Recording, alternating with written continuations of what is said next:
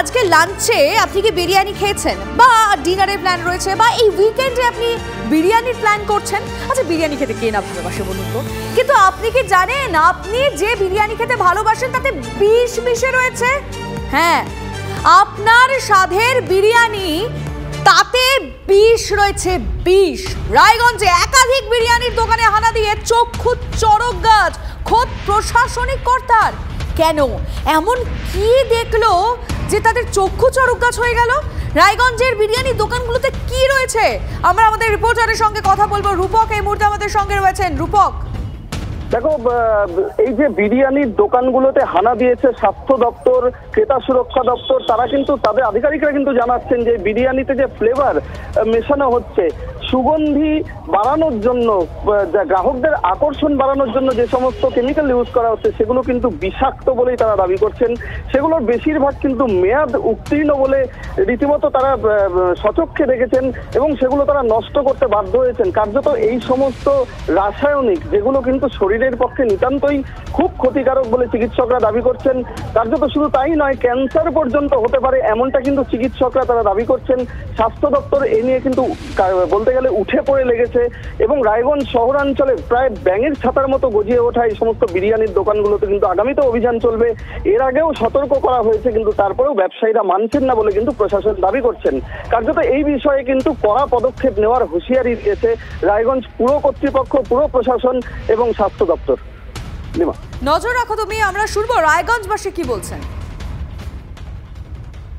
আর এটা আতঙ্কের বিষয় হয়ে থাকলো, কারণ আমি রাত্রিবেলা যখন আমি বিরিয়ানিটা নিয়ে যাচ্ছি, ওরা যে কেমিক্যালগুলো মিশাচ্ছে সেটা তো আমার ছেলে মেয়ের জন্য আমি বিষ কিনে নিয়ে যাচ্ছি। বিরিয়ানি তো না, বিরিয়ানিও আর বিষও আমি জানি না বুঝে আমি বিষ নিয়ে যাচ্ছি আমার ছেলে মেয়েকে খাওয়ানোর জন্য। এটা তো আমার জানা ছিল না, তবে এই বিষাক্ত যেগুলো মিশাচ্ছে এগুলো তো আমাদের জন্য এবং আমার বাচ্চাদের জন্য ভীষণ ক্ষতিকারক জিনিস। আমাদের বাচ্চারা বাইরে গিয়ে বা আমরাই অনেক সময় নিয়ে আসি, যে নিয়ে এসে বাচ্চাদের হাতে তুলে দিই, তারপরে আমরা জেনে শুনে বাচ্চাদেরকে বীজ তুলে দিচ্ছি, যেটা আমাদের অজান্তে বাচ্চাদেরকে আমরা বীজ দিচ্ছি। কেমিক্যাল না ওগুলা,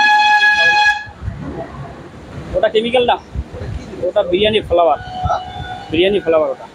ওটার নাম ওটা আমিও জানি না, ওটা মালিকেরা নিয়ে আসে ম্যানেজার করতে গিয়ে, আমি জানি না। আমি নিশ্চয়ই এই পরবর্তীতে আমি যোগাযোগ করবো। এর আগে অতীত দিনে আমরা একসাথে যৌথভাবে করেছিলাম, আমরা আবারও করতে পারি। তা আমরা স্বাস্থ্য দপ্তর এবং ক্রেতা সুরক্ষা দপ্তরের সাথে যোগাযোগ করে বা ওনাদের কাছ থেকে রিপোর্ট নিয়ে যদি কোনো অসঙ্গতি থেকে থাকে কোনো ব্যবসায়ী বন্ধুর, তাহলে পরে তার ট্রেড লাইসেন্স বাতিলের ক্ষেত্রে আমরা উপযুক্ত ব্যবস্থা গ্রহণ করব। আমরা অবশ্যই আবার একটু রূপকের সঙ্গে কথা বলতে চাইবো, কারণ এই তো মানুষের জীবন নিয়ে ছিনিমিনি খেলা হচ্ছে রূপক। কারণ যে বিষ দোকানে দোকানে ঘুরছে তা আরো রায়গঞ্জ কেন, তার চারপাশেও হয়তো ছড়িয়ে রয়েছে। আমার প্রশ্নটা অন্য জায়গায়। আমরা স্থানীয় বাসিন্দাদের বক্তব্য শুনলাম, প্রশাসনের বক্তব্য শুনলাম, কিন্তু এই যে বিষ দিচ্ছে তারা খাবারে, তা রোখার জন্য কড়া ব্যবস্থা কি কিছু করা হচ্ছে? দেখো, প্রাথমিকভাবে কিন্তু সতর্ক করা হয়েছে ব্যবসায়ীদের, এমনটাই কিন্তু প্রশাসনিক কর্তারা বলছেন। যেটা তাদের প্রথম পদক্ষেপ, যে এই ধরনের রেড করে তারপরে কিন্তু তারা ফাইন করেন এবং তারপরে কিন্তু ব্যবসায়ীদের তারা সতর্ক করেন।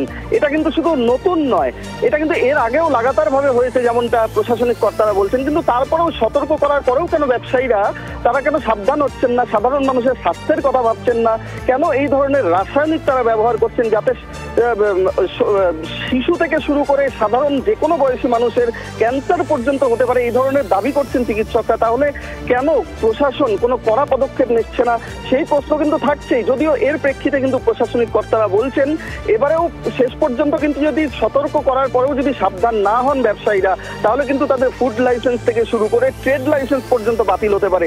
কার্যত এই ঘটনা কিন্তু রীতিমতো বিরিয়ানি প্রেমী যারা রয়েছেন, যারা শর্টকাটে খাবারের সন্ধান করেন, শিশুদেরকে নিয়ে বিরিয়ানির দোকানে গিয়ে বিরিয়ানি কিনে, লোভনীয় জিনিস কিনে তারা কিন্তু শিশুদের খাওয়াচ্ছেন। কার্যত বলতে গেলে কিন্তু সাধারণ মানুষের মধ্যে তার জন্য কঠোর নজরদারির প্রয়োজন রয়েছে। আমরা আশা রাখবো এর পরবর্তীতে এই বিষ যেন খাবারে না মেশে, সেই বিষয়টায় প্রশাসন অবশ্যই নজর রাখবে। ধন্যবাদ।